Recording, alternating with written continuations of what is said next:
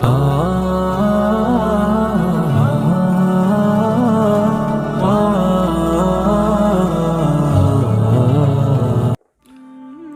صاحب نے پوچھا ہے کہ کیا مفتی صاحب اذان نماز کے علاوہ بھی اذان دینے کی گنجائش ہے یا اور بھی کسی موقع پر اذان دی جا سکتی ہے یا نہیں؟ تو یاد رکھیے، نماز کے لیے اذان دینا سنت ہے۔ اس کے علاوہ بچے کی پیدائش کے بعد اس کے کان میں اذان دینا سنت ہے۔ دائیں طرف اذان دینا اور بائیں طرف اقامت کہنا، یہ سنت ہے۔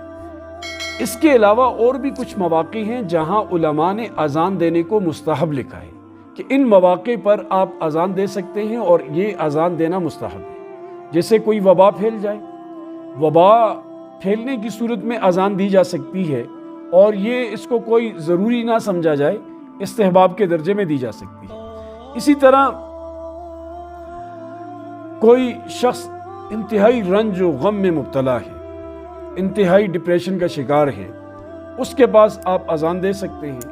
کوئی شخص غصے سے باولا ہوا ہے، بالکل اس کے حواس کام نہیں کر رہے اور غصے نے اس کی عقل کو کھا لیا ہے گویا کی، اور وہ غصے سے بڑا نقصان کرنے کا اس سے اندیشہ ہے، تو ایسے شخص کے کان میں بھی اذان دینا یہ مستحب ہے۔ مرگی کا مریض، کہ کہیں مرگی کا مریض ہے، علاج معالجہ اس کا ہو رہا ہے اور اس پر خدا نخواستہ دورہ آ رہا ہے، آپ نے دوائی وغیرہ بھی کھلا دی ہے اور دورے کے اثرات کم نہیں ہو رہے، ایسے مریض کے سامنے بھی اذان دینا یہ مستحب ہے، اس کے پاس اذان دینا بلند آواز سے۔ اور جہاں اہل باطل کے ساتھ لڑائی ہو، کفار کے ساتھ جنگ کا معرکہ درپیش ہو، تو وہاں پر بھی اذان دینا، اس کو بھی علماء نے مستحب لکھا ہے۔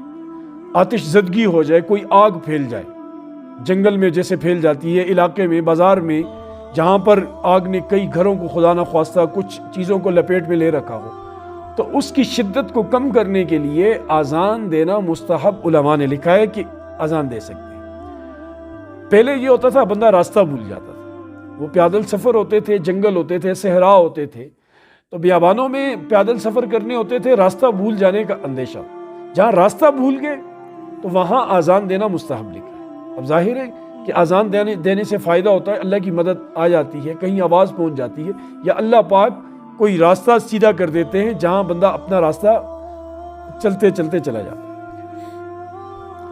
جس جگہ، جس مکان میں، جس باغ میں شک ہو کہ یہاں اثر ہے، کوئی جنات کا، آسیب وغیرہ کا اثر ہے، تو وہاں ان کے اثرات کو کم کرنے کے لیے، ختم کرنے کے لیے اذان دینا علماء نے مستحب لکھا ہے۔ اس کے علاوہ بھی کچھ اور مواقع ہیں جہاں پر اذان دینے کا استحباب لکھا ہے۔ اللہ ہمیں سمجھ کی توفیق نصیب فرمائے۔